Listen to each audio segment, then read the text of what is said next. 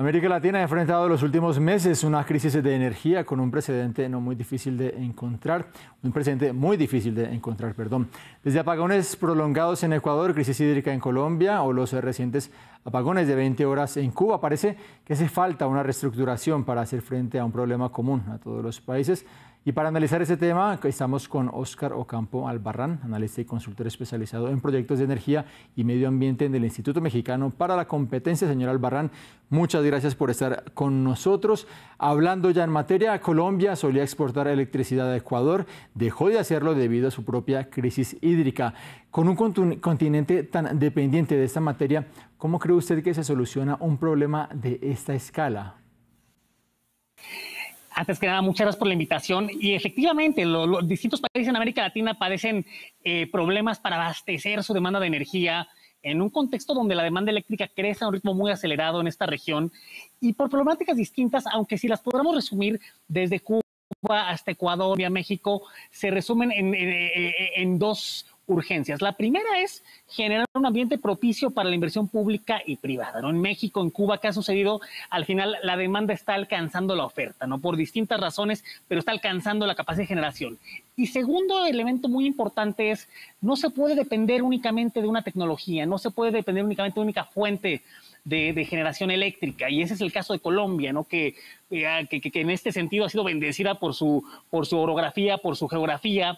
Sin embargo, esta dependencia sobre la generación hidroeléctrica te deja altamente vulnerable a contingencias climáticas. Y en un contexto de cambio climático donde cambian los patrones de precipitaciones, donde las sequías son más frecuentes y más intensas, es un riesgo de seguridad energética muy importante, ¿no? Y ahí la apuesta tiene que ser por diversificar la matriz energética, las fuentes potenciales de generación, obviamente con las menores emisiones posibles. Los recientes apagones de 20 horas en Cuba dejaron caer en evidencia la crisis que atraviesa este país, junto con los conflictos sociales también que hay en la isla. ¿Cuál podría ser la solución también a un caso muy similar como el que usted nos habla de Colombia, en donde hay una dependencia a un solo sistema, en este caso a las plantas eléctricas en Cuba?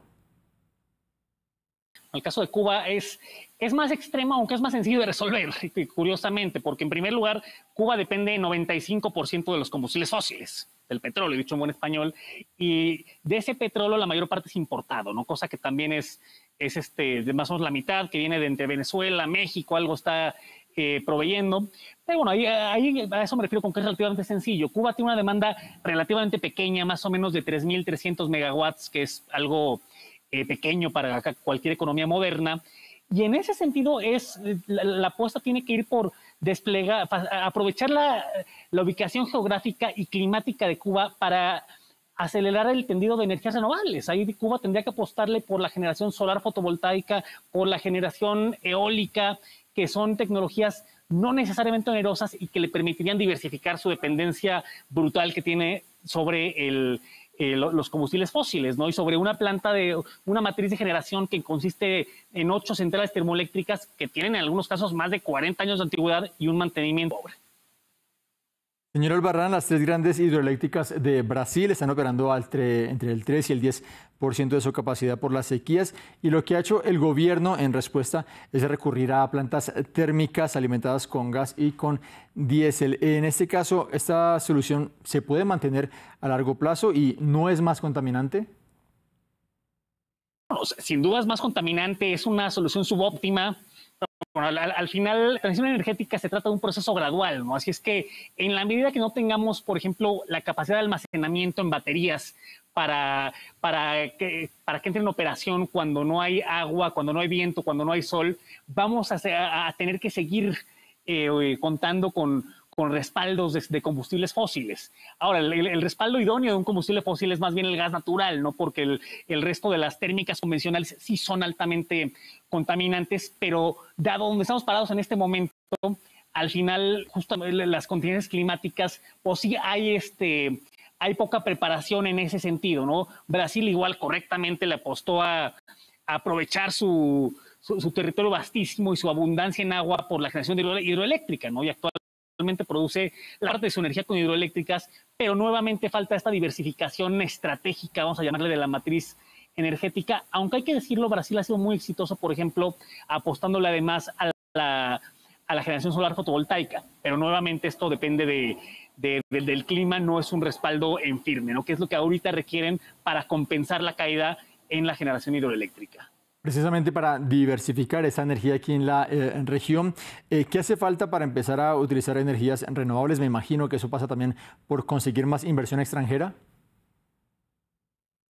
Inversión extranjera, inversión nacional, inversión pública, inversión privada, ¿no? Al final, el nombre del juego se llama un ambiente propicio para la inversión. Y aquí el problema, que esto es un problema transversal a lo largo de América Latina, es la poca predictibilidad de las reglas, ¿no? De las condiciones para la inversión. Y eso pasa en México, pero lo mismo pasa en Colombia, pero lo mismo pasa en Brasil, pero lo mismo pasa en Argentina. Y ese es el gran reto al final, que promover la confianza para la inversión. Y si tú generas un entorno propicio para la inversión en energía, la inversión va a llegar. Al final, América Latina no deja de ser un subcontinente tremendamente atractivo para invertir en energía hoy en 2024, con el crecimiento que tiene la región, con las posibilidades que tiene la región en materia eólica, pero también en materia hídrica, pero también en materia solar fotovoltaica.